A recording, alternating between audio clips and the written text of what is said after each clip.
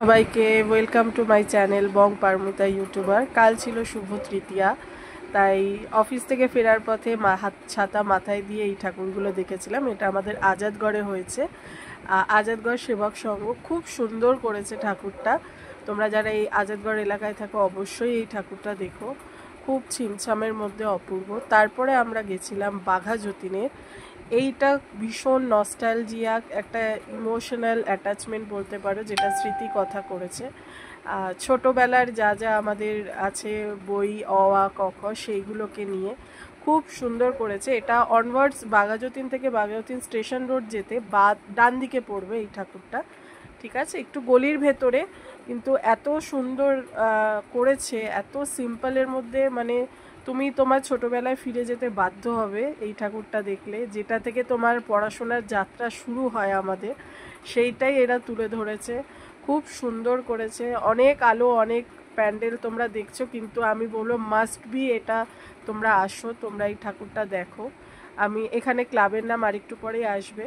মানে ছোট্ট ছোট্ট জিনিস আমি চেষ্টা করেছি আমার ব্লগে তোমাদের জন্য তুলে ধরার প্যান্ডেলে, বাট আমি চাইবো তোমরা নিজেদের চোখে এসে ওই প্যান্ডেলটা দেখো। তো আমি বললাম স্টেশন রোডে যেতে ডান দিকে পড়বে গলির ভেতরে।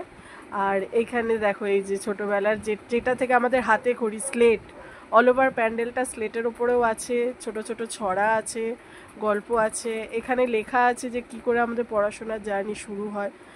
আর এই হচ্ছে মায়ের মূর্তি, ওখানে মা বসে আছেন, ওখানে কোনো অস্ত্র নেই হাতে, ছেলে মেয়েদের নিয়ে পড়াশোনা করাচ্ছেন সন্ধেবেলা।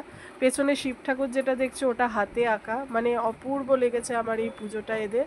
এটা হচ্ছে বাঘাযতীন ব্লকের পুজো, দেখতেই পাচ্ছ, বাঘাযতীন মৈত্রী সংসদ, এটা ব্লকের সার্বজনীন পুজো। তারপরে এটা হচ্ছে তরুণ সংঘ, যেটা বাঘাযতীন স্টেশন যেতে বাদিকে পড়বে। এটা তোমরা এখন জানো, যেটার জন্য আমরা উই ওয়ান্ট জাস্টিস করছি অভয়ার জন্য, তো তারই কথা মাথায় রেখে এই প্যান্ডেলটা করা হয়েছে।